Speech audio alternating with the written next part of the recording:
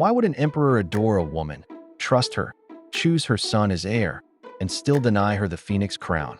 That's the riddle of consort Ling, later Empress Xiaoqichun. She wasn't a Manchu aristocrat. She wasn't even from one of the mighty 8 banner clans. She started as a Han maid. Her surname was Wei, later Manchufied into Weijia when her family was absorbed into the banner system. Her father? A bondservant manager in the imperial household department. Close to the palace, yes, but light years away from nobility. Tradition says Lady Wei first served Empress Xiaoqichun, Qianlong's beloved first wife. If true, that meant she was in Qianlong's line of sight during his most tender years, when he spent endless time in Xiaoqichun's residence. Official records list her under Empress Dowager Chongqing's household, but in practice, she may well have been part of Xiaoqichun's service circle, which makes sense for how the emperor came to notice her. And notice her he did. Slowly, Lady Wei rose through the ranks, eventually receiving the title Consort Ling, a title Qianlong, the ever-prolific poet, tailored just for her. It paired her rank with her character, Ling meaning clever and pleasant, and she lived up to it. Intelligent, graceful, and charming, she became one of Qianlong's most trusted favorites. Her star only rose higher. After the infamous haircutting incident of 1765, when Steppe Empress Nara was stripped of her rank for cutting her hair, a massive taboo in Manchu culture, Consort Ling stepped into the void. She was elevated to imperial noble consort, the highest-ranking woman in the harem, running the inner court and acting as empress in everything but name.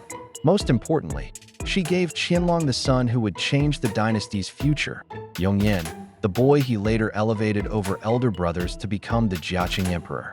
That quiet decision was a powerful signal of how much Qianlong valued Consort Ling and her line.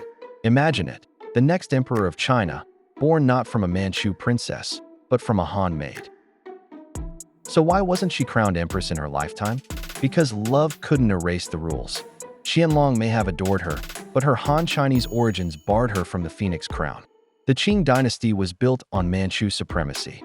The empress, the mother of the nation, was expected to come from one of the mighty Manchu banner families. A Han woman from a bondservant household? Unthinkable. Even an emperor as powerful as Qianlong couldn't risk enraging the Manchu aristocracy. So she remained his favorite, but never his empress. When Consort Ling died in 1775, Qianlong composed poems mourning her loss. In these verses, he expressed sorrow not only as a husband, but also as a ruler who'd lost the woman who gave him stability and an heir. And then came the twist. When Yongyan became emperor as Jiaqing, custom demanded his mother be recognized as empress, living or dead. Qianlong had no choice but to do what he never dared in life.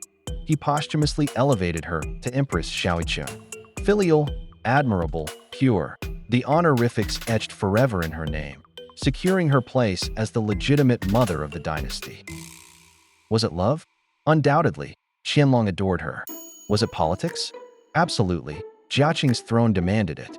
In the end, Lady Wei's story is one of contradictions. Born Han, raised Manchu in name only, beloved by the emperor, yet denied the ultimate crown. The woman who gave China its next ruler, but who only wore the title of empress after death. She began as Lady Wei, a maid. She rose as Consort Ling, the emperor's favorite.